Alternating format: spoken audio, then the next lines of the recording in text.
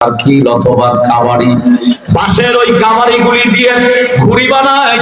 এই ঘুড়ির বুকে কোনোটার দুইটা, কোনোটার তিনটা, কোনোটার চারটা ফাঁসি লাগাইয়া নাটাই ভর্তি সুতা দিয়া আকাশের দিকে যখন উড়ায় দেই, সুতাগুলি সব ছেড়ে দিলে ঘুড়িগুলি আকাশের ওপরে মোটামুটি অনেক দূরে যায়। বড় ঘুড়িটাকে বেলুনের মতো দেখা যায়। ঘুড়ি একবার ডান দিকে যায়, একবার বাম দিকে যায়। ও যেন মনিবকে বুঝাইতে থাকে, মনিব রে, একবার তোমার হাত থেকে ছাড়া পাইছি, আর জমিনে যাব না। মনিবটা নাটাই আস্তে করে টান দিয়ে বুঝায় দেয়, নাটাই আমার হাতে, আমি চাইবো যতক্ষণ আকাশে থাকবা ততক্ষণ, টান দেব যখন আমার হাতে ধরা দেওয়া লাগবে তখন। এই জালেমরা মনে করেছে ক্ষমতা মনে হয় চিরদিন আমার। আল্লাহ বললেন না, পূর্বের ইতিহাস দেখো, নমরুদ চেষ্টা চালাইছে, ঠেকাই রাখতে পারে নাই। ফেরাউন চেষ্টা চালাইছে, ঠেকাই রাখতে পারে নাই। আবু জেহেলও চেষ্টা চালাইছে, ঠেকাই রাখতে পারবে না। বেশি বাড়াবাড়ি করো না, তোমরাও পারবা না। বক্তব্য দিয়েছি যখন, বাধা প্রাপ্ত হয়েছে তখন, কিন্তু আল্লাহ বুঝায় দিলে আমি ছাড় দেই, তবে ছেড়ে দেই না। ইন্না বাতশা রাব্বিকা লাশাদীদ, আমি আল্লাহর ধরা বড় কঠিন ধরা। আমি যখন ধরবো, এক সেকেন্ড ডানে বামে যাওয়ার সুযোগ পাবা না। রান্না করে ভাত রেখেছো, খাওয়ার টাইম আমি আল্লাহ তোমাকে দেব না। কথা বলেন ঠিক না ঠিক? খাওয়ার টাইম কি পেয়েছে? এখান থেকে যেটা শিক্ষা, তা হলো জালেমদেরকে আল্লাহ শিক্ষা দিয়েছে, অহংকার করো না। নবী মুসা দাওয়াত দাও, উনিও দাওয়াত দিয়েছেন, কিন্তু ফেরাউনও এর মতোই অহংকার করেছে। মুসা আলাইহিস সালামকে মারার জন্য তাড়াইছে। আল্লাহর খলিল হযরত মুসা আলাইহিস সালাম, তিনি আল্লাহর কাছে জানতে চাইলেন, আল্লাহ এখন আমরা কি করি? আল্লাহ বললেন, টেনশন নাই, ডান দিকে বলে ওরা আছে, বাম দিকে এরা আছে, সামনে এ শয়তান নিজে তার দলবল নিয়ে, মুসা টেনশন করো না, দলবল নিয়ে পেছনের দিকে দৌড় দাও। পেছনের দিকে দৌড় দিয়েছে। মুফাসসির এই আয়াত দিয়ে প্রমাণ করলেন, কিছুটা সামনে গিয়ে তার অনুসারীরা দেখতে পেল ফেরাউনের দলবল খুব নিকটবর্তী চলে আসছে। ফেরাউনের দলবলদেরকে দেখে মুসার অনুসারী অর্থাৎ মুমিন গুলি, মুসলিম গুলি, তারা তার নেতা মুসা আলাইহিস সালামকে বললেন, নেতা, আমি মনে হয় ধরা খেয়ে গেলাম, আমরা মনে হয় ধরা খেয়ে গেলাম। আমি যে বলেছি মুসলমানদের 3 নম্বর যে আদর্শ, তা হলো কোন সময় তার অনুসারীদেরকে ভীত সন্ত্রস্ত হতে দেবে না, আশাহত করবে না, আশার বাণী দেবে। পয়গম্বর তৎক্ষণাৎ কি শোনাবেন? আল্লাহ রাব্বুল আলামিন সূরা শুআরা 61 আর 62 নম্বর আয়াতটা মুসা আলাইহিস সালামকে বললেন, মুসা, তোমার অনুসারীদেরকে এই তথ্যটা জানায় দাও। মুসা নবী তাদের সামনে পড়ে দিলেন, ফালাম্মা তারাআল জামআনি ক্বালা আসহাবু মুসা ইন্না লামুদরাকুন। টেনশন করো না, এই দৌড় দিতে আমি মুসা তোমাদেরকে বলি নাই। পেছনের দিকে যিনি দৌড় দেওয়ার কথা বলেছেন, তিনি মুসার রব, তোমাদের রব, মুমিনদের রব, মুসলমানদের রব আল্লাহ। বলেন তো, আল্লাহ যদি কোনো কথা বলে, মুমিনরা সেটা অনুসরণ করলে ঠকবে না জিতবে? বলেন না, ঠকবে না জিতবে? কারণ আল্লাহ বললেন, আমি যা বলি কখনো মিথ্যা বলি না। কোরআনের ভাষা, ওমান আসদাকু মিনাল্লাহি কিলা ওমান আহসানু মিনাল্লাহি হাদিসা। আল্লাহ থেকে সত্য কথা কারো নাই, আল্লাহ থেকে সুন্দর কথাও কারো নাই। মুসা আলাইহিস সালাম কথাটা বলে দিলেন, ওরা একটু একটু ভয় থেকে দুরভিত হলো। আল্লাহ খলিল এবার ডেকে ডেকে বললেন, টেনশন করো না, মনে করছো আমি বলছি? আল্লাহ রাব্বুল আলামিন 62 নম্বর আয়াতটা বলে জানায় দিলেন, ক্বালা কাল্লা ইন্না মাইয়া রাব্বি সায়াহদিন। বলেন না, আল্লাহু আকবার। মনে করছো মুসা আছে, তোমরা আছো? না, আমাদের সাথে আরেকজন যিনি আছেন, তিনি আমাদের রব আল্লাহ। জোরে বলি সুবহানাল্লাহ, আরো জোরে বলি সুবহানাল্লাহ। সুতরাং আল্লাহ আমাদের সাথে থাকলে আর কোনো ভয় আছে? আছে।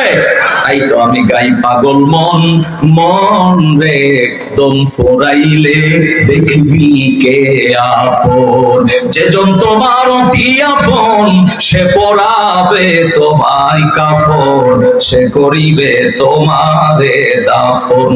পাগল মন মন রে দম ফোরাইলে দেখবি কে আপন।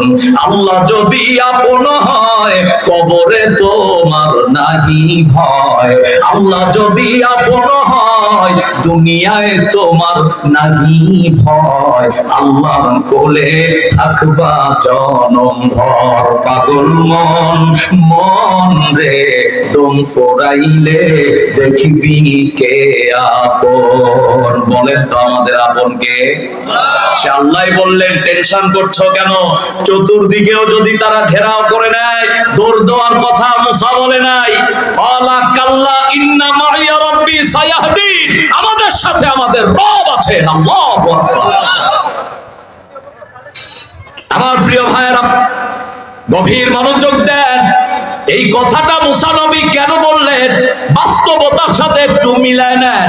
গত 4ই আগস্ট যখন ছাত্র বিপ্লবের মাধ্যমে আমরা একেবারেই আশাহত হওয়ার প্রাক্কালে আল্লাহ বললেন, মুসলিম টেনশন নিও না, কাফের আর বেঈমানেরা যতগুলি ছিদ্র করে মুসলিমদেরকে নিহত করার জন্য, পরাজিত করার জন্য, একটা ছিদ্র আমি আল্লাহ রাব্বুল আলামিন বন্ধ করতে দেই না।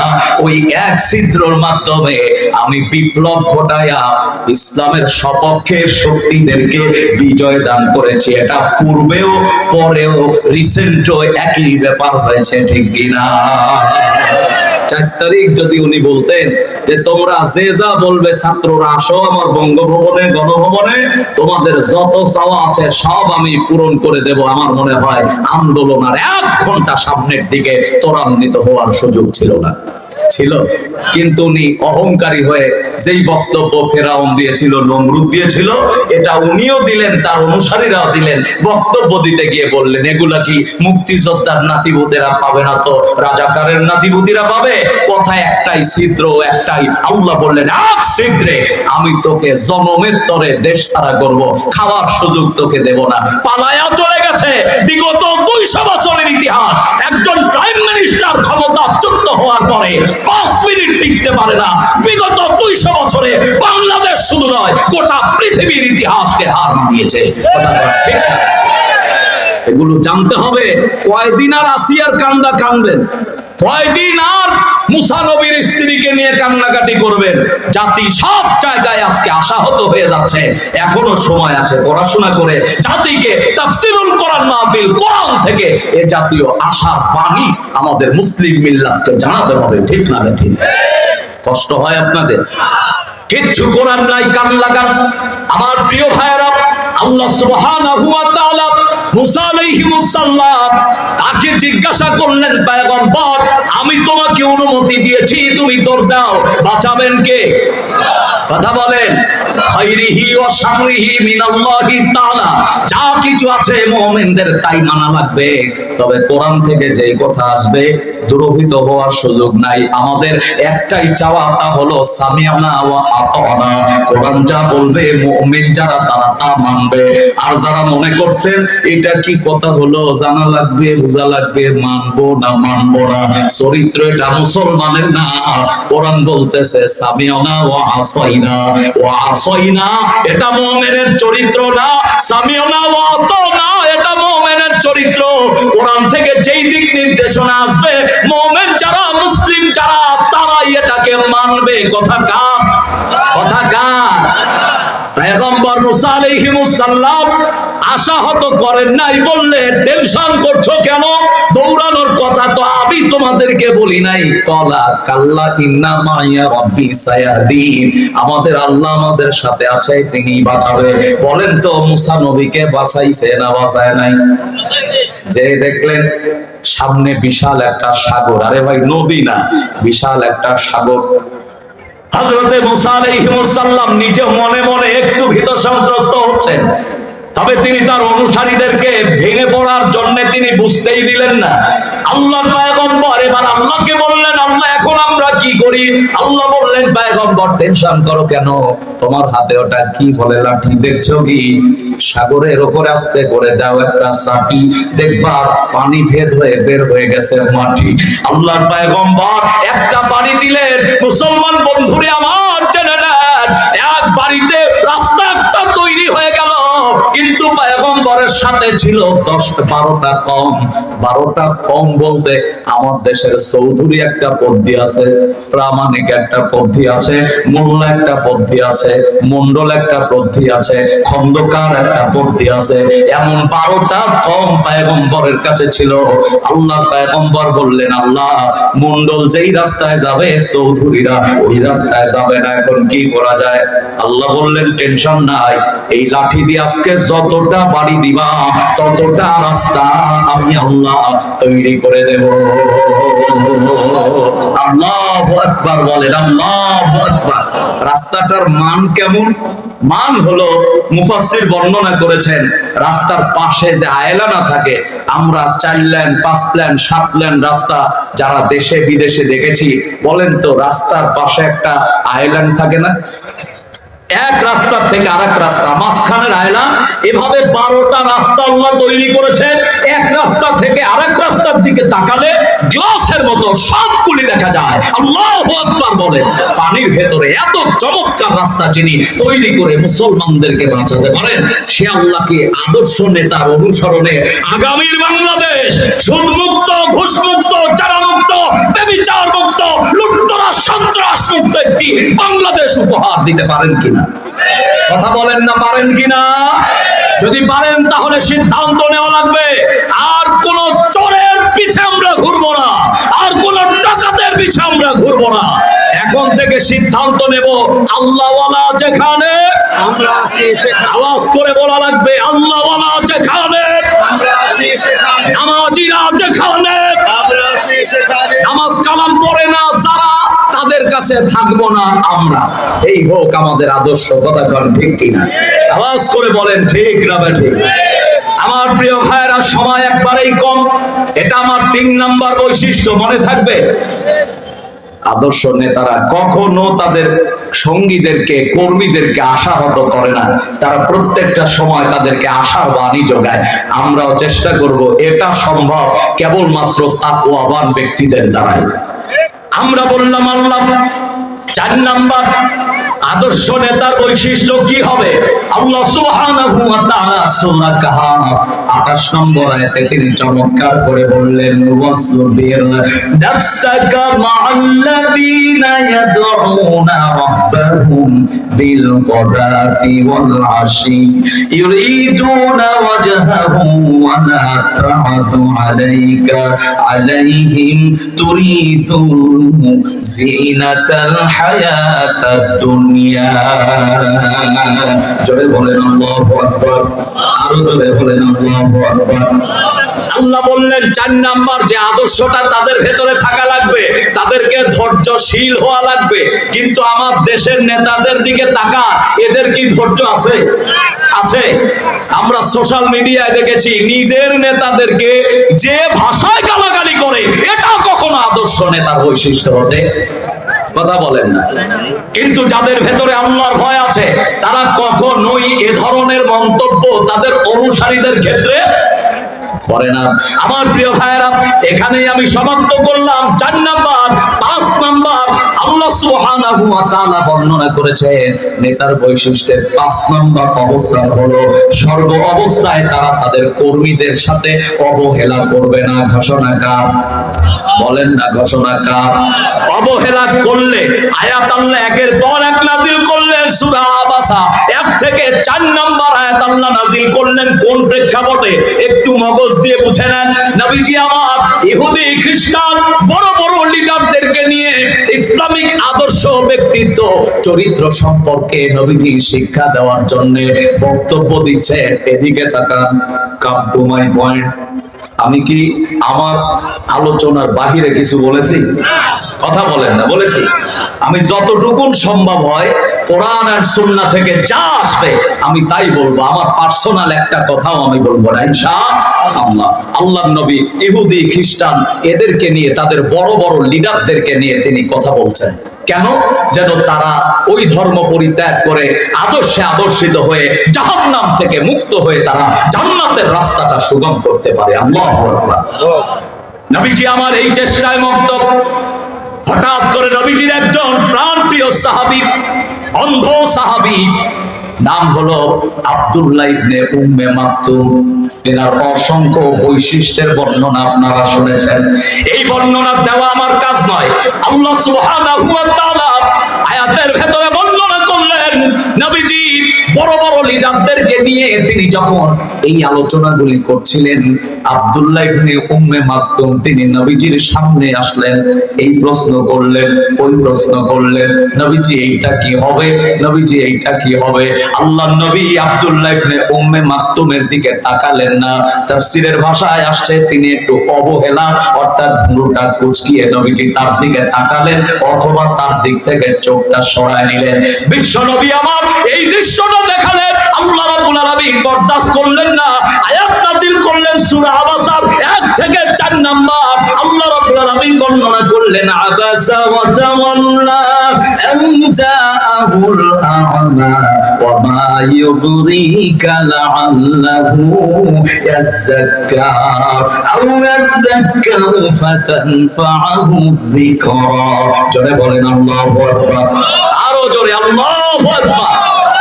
আল্লাহ বললেন নবী এটা তোমার আদর্শ হতে পারে না, এটা তোমার ব্যক্তিত্ব হতে পারে না। নবী গো তুমি কি পড়ো নাই লাস্তা আলাইহিম বিমুসাইতিন, লাঠি চার্জ করে গ্রেফতারি পরোয়ানা জারি করে হাতে হ্যান্ডকাপ লাগায়া পিটাইয়া হেদায়েতের রাস্তায় নিয়ে আসতে হবে, ওরা আসবেই হেদায়েতের রাস্তায়। এটা তোমাকে কে বলেছে? আমার প্রাণপ্রিয় বান্দা আব্দুল্লাহ ইবনে উম্মে মাকতুম জানার জন্য, শরিয়া মানার জন্য তোমার কাছে প্রশ্নগুলি করেছে। নবী গো তুমি যদি তাকে প্রশ্নের উত্তরগুলি দিতে ওদের কাছে এত সময় ব্যয় করেছো, আব্দুল্লাহ ইবনে উম্মে মাকতুমের দিক থেকে তুমি ভুরু কুঁচকিয়ে চোখটা সরায় নিলে, ওকে বললে, ও হয়তোবা মানতো। তুমি যাদেরকে সময় দিয়ে এদের কাছ থেকে চোখ সরালে এটা তোমার বৈশিষ্ট্য হতে পারে না। আল্লাহ রাব্বুল আলামিন আয়াতগুলি দিয়ে তিনি বর্ণনা করে জানায় দিলেন আদর্শিক লিডার কখনো কোনো কর্মীর দিকে অবহেলা করে তাকাবে না। কিন্তু আমার দেশে এই চরিত্রের নেতা কি পাওয়া যাবে? ব্যবহার করি ততক্ষণ, তার দ্বারা অন্যায় করাইতে পারি যতক্ষণ। ঠিক না ভাই? ঠিক। ব্যবহার করি ততক্ষণ, ওই ব্যক্তির দ্বারা অন্যায় করাইতে পারি যতক্ষণ। যখন দেখি তার অন্যায়টা ধরা গেছে, এটা আমি করাচ্ছি, ওকে তখন আমার লোক দিয়ে এই পৃথিবীর থেকে সরাই দেই। ইতিহাস সাক্ষী দেয় এমন আদর্শহীন লিডার শুধু বাংলার এই প্রান্ত ওই প্রান্ত না, নাটোরের জমিনেও অসংখ্য আছে, নলডাঙ্গাতেও অসংখ্য আছে। ঠিক না? আমি কি ভুল বললাম? যদি তা হয় তাহলে সিদ্ধান্ত নেওয়া লাগবে আগামীতে আমরা আদর্শ লিডার চাই, আদর্শ লিডার চাই। যেই লিডার আমাদেরকে অবহেলা করবে না, সে নিজেও জান্নাতের রাস্তা দেখবে, আমাদেরকেও জান্নাতের রাস্তা দেখাবে। এই লিডার নিজেও জাহান্নামের আগুন থেকে বাঁচবে, আমাদেরকেও জাহান্নামের আগুন থেকে বাঁচাবে। কারণ আল্লাহর ঘোষণা, ইয়া আইয়ুহাল্লাযীনা আমানু, হে ঈমানদারেরা, তোমাদের জন্য তো আমি আল্লাহ সালাতটাকে ফরজ করে দিয়েছি। সুতরাং আযান হয়ে গেলে যেই লিডার মসজিদে যায় না, অনুসারীদেরকে মসজিদে যাওয়ার আদেশ করে না, তারা কখনো আদর্শিক লিডার হতে পারে না। আমি তো কিয়ামতে কাউকে একা ডাকবো না। ইয়াউমা নাদউ কুল্লা উনাসিম বিইমানিহিম, আল্লাহ তো নেতা সহ ডাকবে। তেমন নেতা যদি জাহান্নামে যায়, তার অনুসরণ জমিনে করেছি, আমরা কোথায় যাব? এটা তো লজিক। কি বলেন? আমরা কোথায় যাব? বলেন না ভাই, কোথায় যাব? জাহান্নামে। আর আমার লিডার যদি জান্নাতের রাস্তায় যায়, তার অনুসরণ আমি করলে আমাকেও আল্লাহ জান্নাতের রাস্তায় নিয়ে যাবেন। আমার মূল থিম হলো আমরা জাহান্নামের আগুন থেকে বাঁচতে চাই। হঠকারী সিদ্ধান্ত নিয়ে মানুষ খুন করা লিডার থেকে বেঁচে থেকে আল্লাহর জমিনে কোরআনের আইন বাস্তবায়নের লক্ষ্যে যারা আগামীর ভবিষ্যৎ নিয়ে চিন্তা করে, কোরআনের আইন প্রতিষ্ঠিত হোক এটা যারা চায়, আমরা এদেরকে দেখে দেখে তাদের সংস্পর্শে থাকতে চাই। আল্লাহ আমাদেরকে কবুল করুন, বলি আমিন, বলি আল্লাহুম্মা আমিন। সম্মানিত বন্ধুগণ আমার, গভীর মনোযোগ দেন। এরপরে আমার পয়েন্ট হলো 6 নাম্বার, আল্লাহ সুবহানাহু ওয়া তাআলা বর্ণনা করেছেন লিডারের চরিত্র হবে নম্র, ভদ্র। আল্লাহ সূরা শুআরার ভিতরে বর্ণনা করলেন 215 নম্বর আয়াত, অখফিদ জানাহাকা লিমান ইত্তাবাআকা মিনাল মুমিনিন। জোরে বলেন আল্লাহু আকবার, আরো জোরে বলেন আল্লাহু আকবার। আল্লাহ বললেন যারা তোমার অনুসরণ করে তুমি তাদের প্রতি নম্র হও, ভদ্র হও। ভদ্রতা যার ভেতরে নাই এটার বংশই ভালো না। কথা কন ঠিক না বেঠিক? আমরা কথা বললে বুঝি। কিছুদিন পূর্বে যখন আমরা কথা বলেছি, আমাদের নলডাঙ্গারই এক কুলাঙ্গার লিটন নাম, চেনেন তারে? কথা বলেন না, চেনেন? বাসভাগের কোন একটা প্রোগ্রামে নুরুল ইসলাম ভাই কথা বলেছিলেন, উনি মাইক নিয়ে আল্লাহর একজন কোরআনের পাখিকে যেইভাবে অপমান করেছে, আমি তো ওই থেকেই বুঝে গেছি আমরা কাউকে হঠকারী সিদ্ধান্তে কারো গায়ে আঘাত করি না। তবে আল্লাহর কাছে বলবো, আল্লাহ এই ব্যক্তিদেরকে তুমি হেদায়েত দাও, আর তাছাড়া ফেরাউনকে যেভাবে বিদায় করেছো তাকেও সেভাবে বিদায় করো। আপনারা নমরুদের ইতিহাস জেনেছেন, নমরুদকে আল্লাহ মারছে কি দিয়া? কথা বলেন না, কি দিয়া? মশা। আমি চিন্তা করলাম তিনি আনা রব্বুকুমুল আলা, আল্লাহর সাথে যুদ্ধ করবে, তার শক্তি আল্লাহর থেকে বেশি, তাকে কেন মশা দিয়ে মারলো? আল্লাহর শক্তির এইখানেই একটা বড় সামঞ্জস্য দেখলাম, তা হলো আল্লাহ বললেন তোর শক্তি আমার থেকে বেশি বলেছিস, আমি তোকে এমন ভাবে মারবো যেন আগামীতে জাতির সামনে মুখ দেখাইতে না পারিস। কথা ঠিক না? মারছে একটা লেংরা মশা দিয়া। তাফসীর ইবনে কাসির, আল্লামা ইবনে কাসির রাহিমাহুল্লাহ বর্ণনা করেছেন নিজের পায়ের জুতা, নিজের টাকার কামলা 1-2 বছর না 40 বছর মাথায় বাড়ি খাওয়াইছে, এরপরে পৃথিবীর থেকে বিদায় করছে। কয় বছর? বলেন বলেন, কয় বছর? মনে থাকবে? ফেরাউনের দিকে তাকান, এই শয়তান আনা রব্বুকুমুল আলা বলে ঘোষণা দিল আমি রব। আল্লাহ বললেন তোরে যেটা দিয়ে মারছি, আমার দেশের 7 বছর 8 বছরের সন্তানও অমন একটা নদী পেরিয়ে চলে যাবে, সমস্যা নাই, তবে এই সামান্য সাচ্চা পানি দিয়ে তোকে আমি পৃথিবী থেকে বিদায় করব, যেন তুই রব এ কথা জাতির সামনে আর কেউ না বলতে পারে, তুই তো দূরের কথা। ইতিহাস আছে না? আবু জেহেলের দিকে তাকান, বারবার আল্লাহ রাসূলকে নির্যাতন করেছে, সাহাবায়ে কেরামদেরকে নির্যাতন করেছে। আল্লাহ বললেন তোকে মিসাইল দিয়ে মারবো না, কামান দিয়ে মারবো না, গোলা বারুদ দিয়ে মারবো না, বোমা বিস্ফোরণে তোকে মারবো না, তোকে যেটা দিয়ে মারবো যেন আগামীতে মুখ দেখাইতে না পারে তুই এবং তোর অনুসারীরা। মাজ আর মুআওয়াজ ছোট্ট 2টা সন্তান, লাঠিও লাগে নাই, খেজুর ডালের বাড়ি দিয়ে তাকে পৃথিবীর জমিন থেকে নিঃশেষ করে দিয়েছিল। লেডি ফেরাউনের কথা চিন্তা করেন, কষ্ট পেলেন? নাম মুখে নেওয়া জায়েজ আছে বলে আমি মনে করি না, যার কারণে ওর সাথে ওর তুলনা দিয়ে দিলাম। লেডি ফেরাউন মানে ওজা ওতা, জালেম জালেম, ওজা এওতা, যারা জুলুম করবে তারাই জালেম। মনে করবেন হুজুর ওর নাম কি আছে? অবশ্যই আছে। আপনিও যদি জুলুম করেন আপনিও এই আঙ্গিকে চলে আসবেন, এটাই হলো কোরআনের দলিল। আমার ভাইরা, উনাকেও আল্লাহ রাব্বুল আলামিন মিসাইল দিয়ে মারে নাই, মারছে? ওরা তো গুলি ব্যবহার করেছে, বোমা নিষ্কাশন করেছে, বিভিন্ন ভাবে আমার দেশের ছাত্রদের গায়ে আঘাত করে তাদের নিরীহ নিথর দেহটাকে মা বাবার কাছে ফিরিয়ে দিয়েছে। এমনও সন্তান আছে তাদের লাশ পর্যন্ত মা বাবার কাছে এখনো পর্যন্ত পৌঁছায় নাই। আপনারা কার অনুসরণ করেন? লজ্জা হওয়া উচিত। এই নাম এখনো অন্তরে লালন করেন, ফিরে আসেন, আল্লাহ সুযোগ দিয়েছেন। এই ঘরঘরানি আওয়াজ হবে একটা গলায়, এইটা আসার পরে আপনার তওবা আল্লাহর দরবারে কবুল হবে না। তবে এই আওয়াজটা না আসার আগেই যদি আমরা তওবা করতে পারি, আশা করা যায় আল্লাহ আমাদেরকে মাফ করলেও করতে পারেন।